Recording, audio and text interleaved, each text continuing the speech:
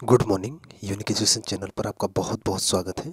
हम लोग सल्तनत काल को कंप्लीट कर रहे हैं और यकीन मानिए कि अगर आप इसको कंप्लीट कर लिए ना तो सल्तनत काल से एक भी क्वेश्चन आपसे गलत होने के चांसेस नहीं होंगे। बस आप एक बार ये वीडियो देखकर एक बार किताब से पढ़ लीजिएगा, बस कभी भी इससे क्वेश्चन गलत होंगे नहीं। बस आप एक बार ध्यान से पूरी कहानी भी समझने की कोशिश करिएगा।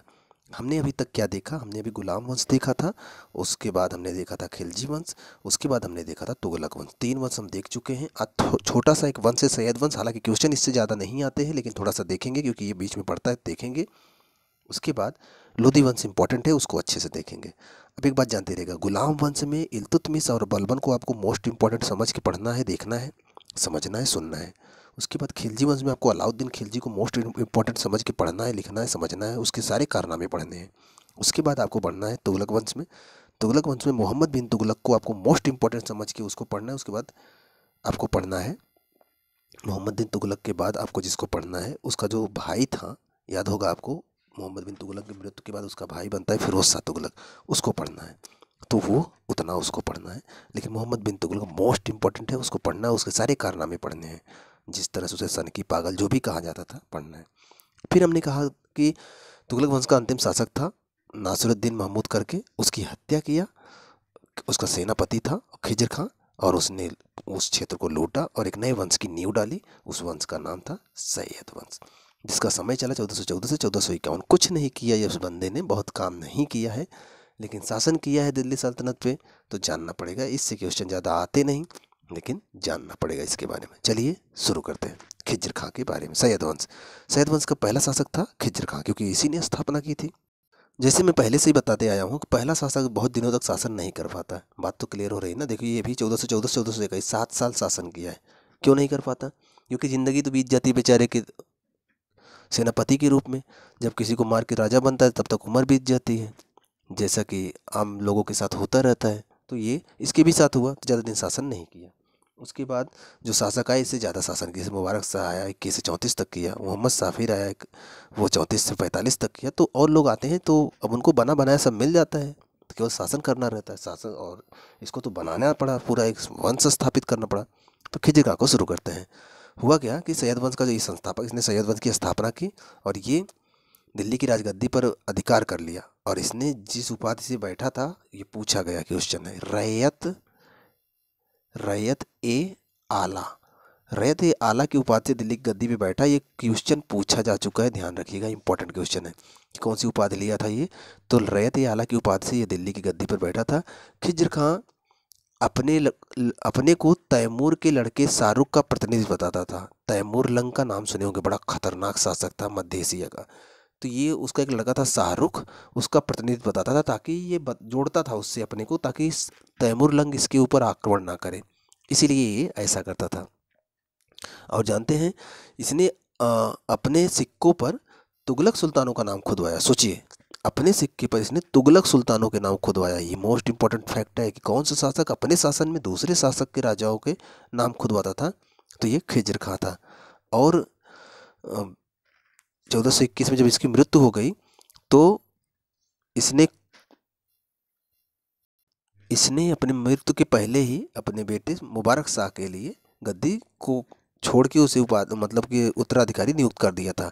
जानते हो, जब ये खिज्र खां जब शासक बना था तो ये तैमूर लंग और शाहरुख के नाम के खुतबे पढ़ा था, मतलब कि उनके नाम से शपथ लिया था।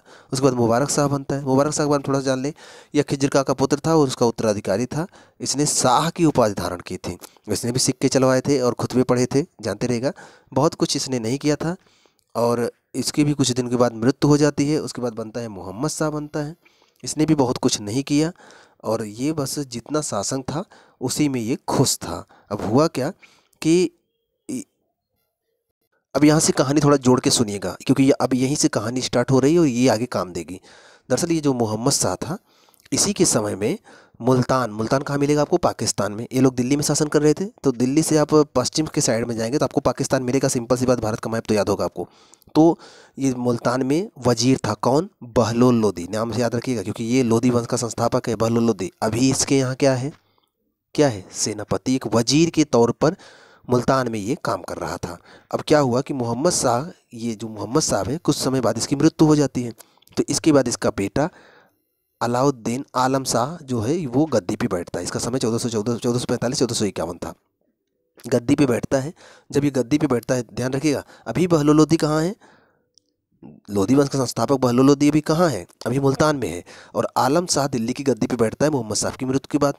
जब ये दिल्ली की गद्दी पे बैठता है तो ये कमज़ोर शासक था, ज़्यादा पढ़ा लिखा भी नहीं था, और दूसरी बात ये विलासी प्रवृत्ति का था, मतलब कि महारानियों के बीच में ही मस्त रहता था, राजकाज से मतलब नहीं था। तो इसका एक सेनापति था, उसका नाम था हमीद खां। हमीद खां से इसकी अनबन हो गई, और इसको लगा कि जो लोग डरे हुए होते हैं ना, जिनके अंदर ताकत नहीं होती, मतलब जिनका अंदर से उनका दिल मजबूत नहीं होता, उनका जिगर मजबूत नहीं होता, वो ऐसे ही डर डर के जीवन जीते हैं। इसको लगा कि मेरा वजीर मेरे खिलाफ हो जाएगा और मुझे मार देगा, तो ये वहाँ से छोड़ के, मतलब कि दिल्ली से गद्दी छोड़ के बदायूं भाग गया और वजीर वहाँ कब्जा कर लिया। क्या नाम था उसका? हामिद खां। कहानी समझ में आ रही है ना? अभी फिर से मैं समझा रहा हूँ। मोहम्मद शाह के समय में, इसके बाप जो था मोहम्मद शाह, ये ऊपर वाला, ये मोहम्मद शाह के समय में बहलोल लोदी मुल्तान में वजीर था। मोहम्मद शाह की मृत्यु होने के बाद उसका बेटा अलाउद्दीन आलम शाह ये गद्दी पे बैठता है। तो इस समय ये एक विलासी प्रवृत्ति का था, कमज़ोर शासक था, बहुत डर डर के शासन कर रहा था, और इसके शासन ढंग से ना करने से इसकी वजीर से इसकी अनबन हो गई। इसके वजीर का नाम था हामिद खां। तो हामिद खां के डर की वजह से ये गद्दी छोड़ के भाग गया वहाँ से, कुछ दिन बाद आऊँगा। तो हामिद खां वहाँ कब्जा कर लिया। बहलोल लोदी ये सब देख रहा था। कहाँ था वो? मुल्तान में था।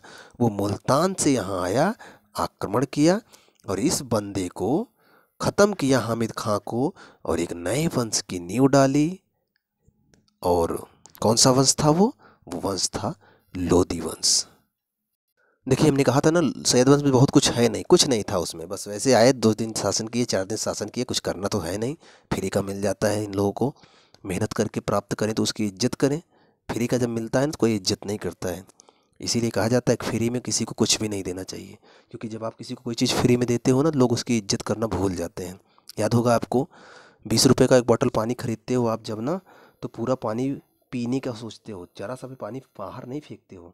लेकिन वही पानी अगर आप घर से बॉटल में भर के ले जाते हो ना, तो कहीं भी गिरा देते हो, क्योंकि आपने उसे नल से निकाला था, कुएं से निकाला था, कहीं से भी लिया था, खरीदा नहीं था। तो जब आप किसी की चीज़ पे पैसा नहीं लगाते हो ना, तो उसकी कीमत नहीं करते हो। याद होगा अभी कोरोना के टाइम में इतना ऑक्सीजन पर्यावरण में भरा पड़ा हुआ है, हम इसकी इज्जत नहीं करते, इतना प्रदूषण फैलाते रहते हैं, जहाँ कहीं भी हो वहीं गंदगी फैलाते रहते हैं। सोचिए, कोरोना के समय में जब ऑक्सीजन की डिमांड बढ़ी, तो ऑक्सीजन के टैंक ले लेके घूमने लगे, खरीदने लगे, तब उसकी कीमत समझ में आई। इसीलिए कहा जाता है किसी को भी अपना कुछ भी दो, समय दो, पैसा दो, कुछ भी दो। आप किसी को पढ़ा रहे हो, फ्री में कुछ मत दिया करो, क्योंकि फ्री में दिया गया चीज़ की कोई कीमत नहीं करता है। जो कीमत करेगा ना, वो कभी भी फ्री में लेगा ही नहीं। बात समझ में आ रही है? चलिए, बहुत लोग कहते हैं मैं फ्री में पढ़ाता हूँ, बहुत लोग कहते हैं मैं फ्री में बहुत कुछ कर देता हूँ। तो फ्री में करने से वो सामने वाला उसकी कीमत नहीं समझता है। कीमत जब तक नहीं समझेगा, उससे कोई फ़ायदा नहीं होने वाला है। चलिए इधर चलते हैं। अब इधर हम आप पढ़ेंगे लोधी वंश। लोधी वंश 1451 से 1526 तक था। यही तगड़ा वंश है, इसी को पढ़ते हैं अच्छे से। अब सुनिएगा, लोधी वंश की स्थापना कौन करेगा? सिंपल सी बात आपके दिमाग में आ रहा होगा, बहलोल लोधी। ये बात तो क्लियर हो रही है कि क्यों कर रहा होगा, क्योंकि यही था उस समय सेनापति। लोधी वंश की स्थापना कौन करेगा? बहलोल लोधी। क्यों करेगा? क्योंकि यही उस समय सेनापति था। सिंपल सी बात है, तो हमें याद होगा कि बहलोल लोधी ही करेगा। चलिए फिर लोधी वंश को पढ़ते हैं। अगर लोधी वंश के शासकों की बात करें तो पहला हम पढ़ेंगे बहलोल लोधी। ये पहला शासक था जिसने स्थापना करके एक लंबा जीवन जिया। देखिए तो, 51 से 89 तक। अभी तक हम क्या देखते आ रहे थे कि पहला शासक ज़्यादा दिन तक शासन नहीं करता था, क्योंकि उसकी ज़िंदगी बीत जाती थी सेनापति के रूप में। लेकिन बहलोल लोधी को ज़रा देखिए आप, 1451 से 1489, काफ़ी लंबा शासन कर गया। इसका मतलब कि जल्दी ये मार दिया था सैयद वंश के अंतिम शासक को, तभी ये जल्दी शासक बन गया। अब ये जब शासक बना, अब यही आपको लोधी वंश अच्छे से तैयार करना है। लोधी वंश क्वेश्चन बहुत आते हैं, तो अगर कभी क्वेश्चन है लोधी वंश की स्थापना बहलोल लोधी ने किया था। इसने अपने नाम से बहलोली सिक्का चलवाया था, याद रखिएगा। इसने जो सिक्का चलवाया था ना, सिक्कों को बहलोली सिक्का कहा जाता था। बहलोली सिक्के चलवाए थे, और इसने जौनपुर तक अधिकार कर रखा था। और जानते हैं, यह अफगानिस्तान में एक कबीला है, गिलजाई कबीला, गिलजाई कबीला, उससे संबंधित है ये। बहलोल शाह गाजी की उपाधि से ये दिल्ली की गद्दी पर बैठा था। किस उपाधि से बैठा था? बहलोल शाह गाजी की उपाधि से।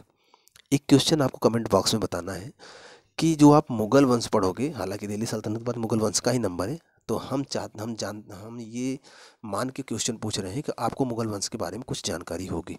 आपको केवल ये बताना है कि मुग़ल वंश का कौन सा सुल्तान था जो सबसे लंबी उपाधि धारण करके गद्दी पे बैठा था, उसका नाम आपको बताना है। चलिए इधर पढ़ते हैं। इसने कौन सी उपाधि ली? बहलोल शाह गाजी की उपाधि से दिल्ली की गद्दी पे बैठा। और अलाउद्दीन आलम शाह, जो कि सैयद वंश का अंतिम शासक था, याद होगा आपको, वह जब दिल्ली छोड़ के बदायूं भाग गया था डर की वजह से, तब जाकर इन्होंने दिल्ली के कब्जा किया था और वहाँ पर अपने वंश की स्थापना की थी। बदायूं कहाँ है? उत्तर प्रदेश में।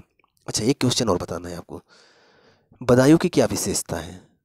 बदायूं की क्या विशेषता है जिसके लिए वो जाना जाता है? पता हो ज़रूर बताइएगा, नहीं तो हम बताएंगे आपको। अब इसमें आगे बढ़ते हैं हम। अब इसकी बात करें तो ये ग्वालियर पर जब आक्रमण किया था, ग्वालियर में इसका अंतिम आक्रमण था। वो ग्वालियर पे आक्रमण करके लौटते समय ये रास्ते में बीमार पड़ा, वहाँ से जीत के लौटा था, रास्ते में बीमार पड़ा और जलाली के समीप 1489 में इसकी मृत्यु हो जाती है। उसकी मृत्यु होने के बाद सिंपल सी बात है, सिकंदर शाह लोधी शासक बनता है। ये उसका पुत्र था सिकंदर शाह लोधी। पहले एक बात बहलोल लोधी के बारे में और जान लीजिए, ये अपने सरदारों के खड़े रहने पे खड़ा रहता था। इसके सरदार जब तक होता है ना, राजा अंदर आते सरदार खड़े हो जाते हैं, फिर राजा आके बैठ जाते थे, तब सरदार बैठते थे। तो ये तो आप जनरली राज महल के कोई सीन देखे होंगे मूवियों में या फिर किसी सीरियल में, तो याद होगा आपको। लेकिन ये जब तक सरदार खड़े रहते थे तब तक ये भी खड़ा रहता था। ये सरदार के बैठने पर ही बैठता था, मतलब सरदारों के साथ बैठता था, तो अच्छी बात थी ये। इसके दरबार में कई हिंदू सरदार रहते थे, ये भी अच्छी बात है। चलिए, ये तो मर चुका है। अब इसके बेटे को देखते हैं, सिकंदर शाह लोधी, ये वाला सिकंदर लोधी के नाम से मशहूर है। 1489 से 1517, काफ़ी लंबा कार्यकाल इसका भी रहा है। सुनिएगा इसके बारे में। ये बहलोल लोधी का पुत्र था और ये सिकंदर शाह की उपाधि से दिल्ली की गद्दी पे बैठा। और जानते हो 1504 में इसने क्या किया था? 1504 में इसने आगरा को बसाया था, याद रखिएगा, आगरा को बसाया था। आगरा को किसने बसाया? सिकंदर लोधी ने बसाया था। दूसरी बात, ये राजधानी कहाँ बना दिया? आगरा बना दी। आगरा को बसाया और अपनी राजधानी आगरा ले गया। याद होगा आपको, पहली राजधानी बालबन के समय में चलते हैं गुलाम वंश में। पहली राजधानी लाहौर में थी कुतुबुद्दीन ऐबक के समय में। फिर इल्तुतमिश उसे लाया दिल्ली में, दिल्ली में बहुत दिन तक राजधानी थी।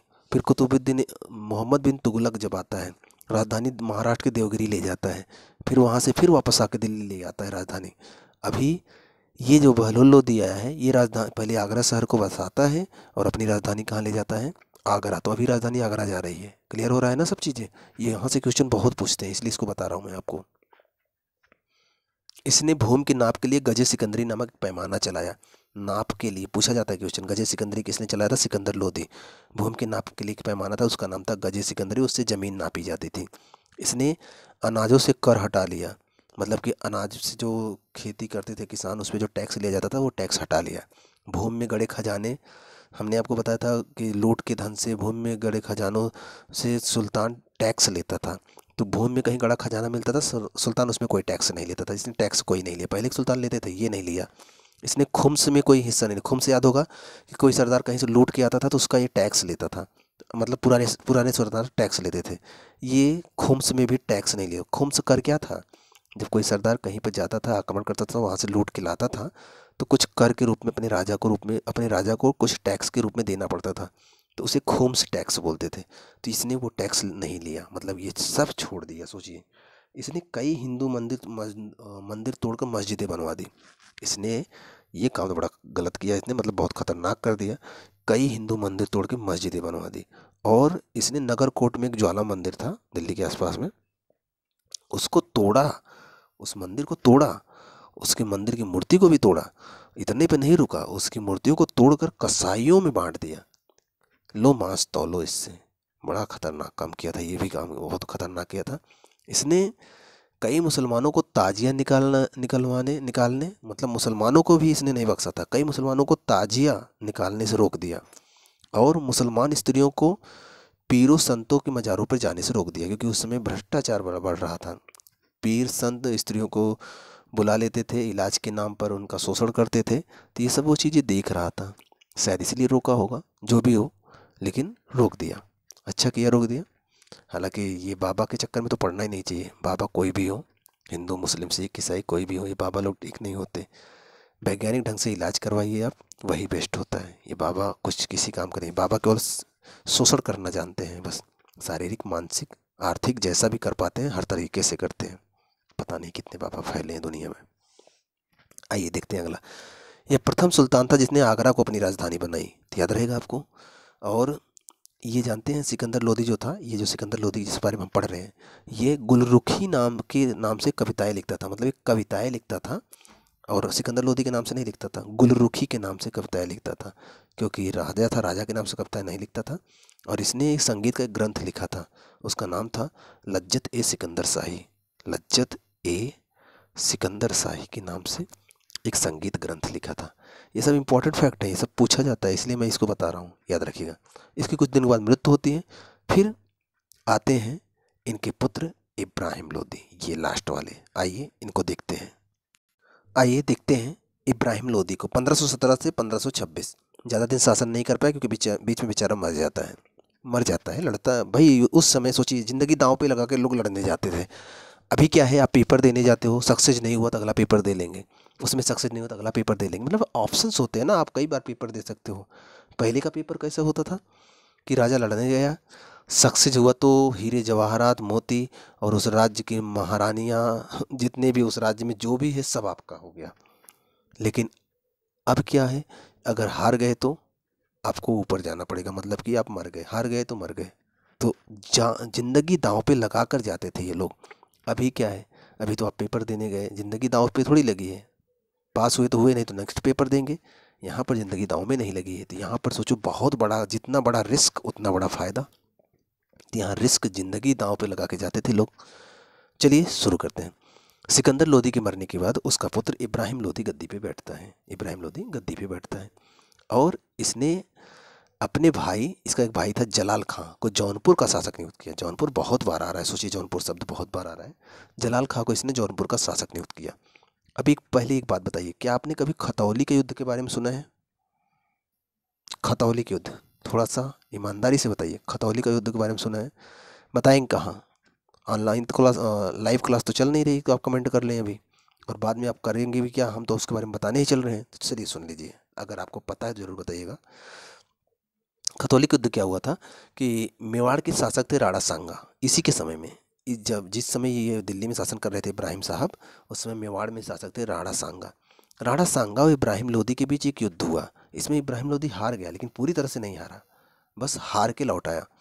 इब्राहिम लोदी राणा सांगा से हार गया और यह युद्ध हुआ था 1518 में, जस्ट ये शासक बनने के एक साल बाद। 1518 में यह युद्ध होता है राणा सांगा और इब्राहिम लोदी के बीच, और इसमें इब्राहिम लोदी हार जाते हैं। यही युद्ध है खतौली का युद्ध बोला जाता है। जानते हो इसमें क्या हुआ था? इसमें, इस युद्ध में राणा सांगा ने अपना बायां हाथ खो दिया था, मतलब उनका हाथ कट गया था, याद होगा आपको। उसके बाद राणा सांगा ने चंदेरी तक जीत लिया था, अपने क्षेत्र में मिला लिया था। अब हुआ क्या कि इब्राहिम लोदी को बहुत लोगों की निगाह में खटक रहा था। तो क्या हुआ कि, अब थोड़ी सी कहानी समझिएगा, कि मध्य एशिया के समरकंद के क्षेत्र से बाबर नाम का एक आदमी घुमक्कड़ों जैसा जीवन व्यतीत करते हुए भारत आया था। अभी एक थोड़ा सा फैक्ट सुनिएगा कि आज अगर आप कुछ लोगों को अपने साथ बुला लो, आओ भाई मेरे साथ रहो, ऐसा मतलब भाषण दो कि लोग आपके साथ खड़े हो जाएं और आप बोलो मुझे जिताओ, मैं आपको मतलब कि सारी सुविधाएं उपलब्ध कराऊंगा। क्या ऐसा हो सकता है कि आप बोलो लोग आपके साथ खड़े हो जाए? नहीं हो सकता, क्योंकि आज लोगों के बोलने के तरीके में उतना तेज नहीं है, उतना खिंचाव नहीं है कि लोग खिंचते चले आए। सोचिए बाबर के अंदर कितना रहा होगा। समरकंद से निकला था, ज़्यादा लोग उसके साथ नहीं थे, लेकिन धीरे धीरे भारत तक पहुँचते पहुँचते उसके पास लगभग 20,000 लोग इकट्ठा हो गए। इतने लोग इकट्ठा कर लिया, सोचो कि आओ मेरे साथ रहो, मैं आक्रमण करके जीतूंगा क्षेत्रों को, उसके बाद पैसा आपस में बांट लेंगे, मैं शासक बनूंगा और आप लोग मेरे साथ काम करिएगा। सोचिए ऐसे कह के 20,000 लोग इकट्ठा करना मामूली बात नहीं, लोग घर छोड़ के आपके साथ खड़े हो जाए। ऐसा था बाबर, मतलब जहाँ भी स्पीच देता था ना, लोग उसके स्पीच से इतना, मतलब जहाँ भी भाषण देता था लोग इतना प्रभावित हो जाते थे, जो भी कहता था करने के लिए तैयार हो जाते थे। तो वो घुमक्कड़ों जैसा जीवन व्यतीत कर रहा था और इधर सिंध के प्रांत में रुका हुआ था। तो इस समय इब्राहिम लोदी यहाँ पर दिल्ली में शासन कर रहा था। तो ढेर सारे सरदार, इस समय के ढेर सारे सरदार और इसके चाचा आलम खां, आलम खान नाम याद है? ये इब्राहिम लोदी का चाचा था आलम खान। तो बहुत सारे और सरदार थे और आलम खान ने मिलकर बाबर को आक्रमण करने के लिए आमंत्रित किया कि बाबर को आमंत्रित किया कि दिल्ली पर आक्रमण करो, हम आपकी सहायता करेंगे, इब्राहिम लोदी को हरा दो और इधर से जीत के चले जाओ। तो वो सोचे कि बाबर घुमक्कड़ों जैसा जीवन व्यतीत कर रहा है, पैसे के लिए लड़ रहा है, बुला लेते हैं, लड़ेगा, इब्राहिम लोदी को हराएगा, मार देगा, जीत के वापस चला जाएगा, दिल्ली को कब्जा कर लेंगे। यही सोच के लोग बुला लिए। अब हुआ क्या, बाबर सेना लेके आ गया। अब बाबर जब आया तो बाबर तोप लेकर आया था। तोप खाने का प्रयोग पहली बार अब होने जा रहा है भारत में। तो ये पूछा जाता है किसने किया था? बाबर ने किया था। तोप तोप को जो सजाने की पद्धति थी ना, उसे उस्मानी पद्धति बोलते हैं, बाबर के यहाँ पर थी। दूसरी बात, बाबर एक तुगलमा युद्ध पद्धति, सुने होंगे आप, तुगलमा युद्ध पद्धति प्रयोग करता था। तुगलमा युद्ध पद्धति में क्या होता था? नई पद्धति लेके आया था इब्राहिम लोदी को, इसके बारे में पता ही नहीं था। होता क्या था, जैसे देखिएगा, मान लो ये बाबर की सेना यहाँ खड़ी है, इधर इब्राहिम लोदी की सेना इधर खड़ी है, क्या होगा? अब ये तीर मैंने बड़ा क्यों बनाया? क्योंकि इसके पास लगभग 1,20,000 सेना के आसपास थे, मतलब 1,00,000 सेना के आसपास थे, इसके पास केवल 20,000 सेना थे। बाबर के पास केवल 20,000 सेना के आसपास थे, इसके पास लाखों की सेना थी। सिंपल सी बात है, दिख तो यही रहा था बाबर हार जाएगा, क्योंकि सेना तो कई गुना ज़्यादा है उधर। अब हुआ क्या, सामने आमने सामने सेना थी। तो बाबर ने क्या किया था, जो तुगलमा युद्ध पद्धति, इस पद्धति में क्या होता था कि कुछ सेना सामने यहाँ पर लगी रहती थी, कुछ सेना इधर कहीं छुपी रहती थी, कुछ सेना इधर कहीं छुपी रहती थी, कुछ सेना पहले से निकल कर इधर पीछे कहीं छुप जाती थी। अब होता क्या था, थोड़ी सी सेना सामने से अटैक करती थी और इसके पास तोप भी था, तोप से भी अटैक हो रहा था। जब सेना अटैक करती थी इधर से, तो इन लोगों को लगता था कि बस इतनी सेनाएं मारो, आगे निकल चलते हैं। तो ये पूरी जी जान इसी सेना को मारने के लिए आगे बढ़ते हैं। अचानक से इधर से सेना आके अटैक कर देती थी, अचानक से इधर से सेना अटैक कर देती थी, अचानक से इधर से सेना अटैक कर देती थी, सॉरी, इधर से सेना अटैक कर देती थी। अब ये वाली सेना चारों तरफ से घिर जाती थी, इधर लड़ेगी, इधर लड़ेगी, इधर लड़ेगी, इधर लड़े। इसी बीच में ये सेना समझ नहीं पाते थे कैसे लड़ना है और ये सेना हार गई। इसी का फायदा मिल गया बाबर को, तुगलमा युद्ध पद्धति का और तोप खाने के प्रयोग का फायदा मिल गया और बाबर इब्राहिम लोदी को हरा देता है। 1526 का जो युद्ध हुआ था हरियाणा के पानीपत में हुआ था, जिसे पानीपत का प्रथम युद्ध कहते हैं, और बाबर यहाँ जीत जाता है। बाबर और इब्राहिम लोदी के मध्य जो युद्ध हुआ था 21 अप्रैल 1526 को हुआ था, पानीपत के मैदान में हुआ था और पानीपत का प्रथम युद्ध कहते हैं इसे। और भयंकर लड़ाई हुई और इसमें इब्राहिम लोदी हार गया, लोदी वंश समाप्त हो गया और एक नए वंश की स्थापना हुई। उस वंश का नाम था मुगल वंश। तो यहाँ पर सल्तनत काल कंप्लीट होता है। हालांकि बताना तो अभी बहुत कुछ है। अभी तो दिल्ली सल्तनत काल के बाद इस समय ही तो मोहम्मद बिन तुगलक के समय में स्थापित हुआ था विजयनगर साम्राज्य, याद होगा आपको, हरिहर बुक्का ने स्थापित किया था। उसी समय संगम वंश की भी स्थापना, बहुत सारे अभी वंश बताने हैं। और इसके साथ साथ इस समय कुछ सूफी संप्रदाय भी विकसित हुए थे, सूफियों के बारे में बताना है, उनके द्वारा किताबें क्या लिखी थी वो भी बताना है।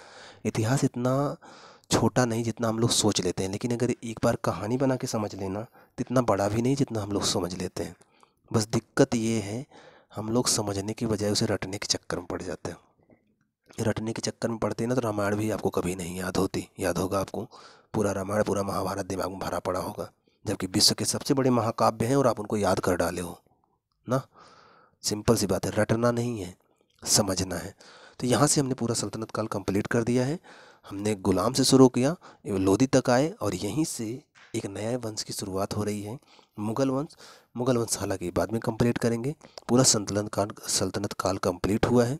एक दो बार आप शुरू से लेकर लास्ट तक के सभी वीडियो देख डालोगे, पूरा सल्तनत काल एकदम दिमाग में छप जाएगा और एक कहानी भी साथ में छप जाएगी। हालांकि मैं इन सभी वंशों के वीडियो को जो अलग अलग अपलोड किया है, मैं इन सबको मिलाकर एक वीडियो बनाकर 2-2.5 घंटे का बनेगा, डाल दूंगा। वो एक ही वीडियो में पूरा सल्तनत काल कंप्लीट हो जाएगा और एक बार आप उसको पूरा ध्यान से सुन लेंगे, फिर सल्तनत काल से क्वेश्चन कभी गड़बड़ नहीं होंगे। अभी तो इनका प्रशासन भी होगा, आपकी किताब में होगा, तो सल्तनत काल का प्रशासन खोल के ज़रूर पढ़िएगा, वहाँ से भी क्वेश्चन आते हैं। प्रशासन भी मैं करवा दूंगा किसी टाइम, लेकिन अभी तो नहीं। तो अभी आप मेहनत करिए, अच्छे से पढ़िए, जो चीज़ ना समझ में आई हो कमेंट बॉक्स में बताइएगा, उस पर वीडियो ज़रूर बनाया जाएगा। लेकिन आपका भी काम है, चैनल को ज़्यादा से ज़्यादा शेयर करिए और लाइक और सब्सक्राइब जरूर करिएगा। अगर चैनल पे पहली बार आए हैं, चैनल को सब्सक्राइब जरूर करिएगा। मिलते हैं आपसे नेक्स्ट वीडियो में। खूब मन लगा के पढ़िए।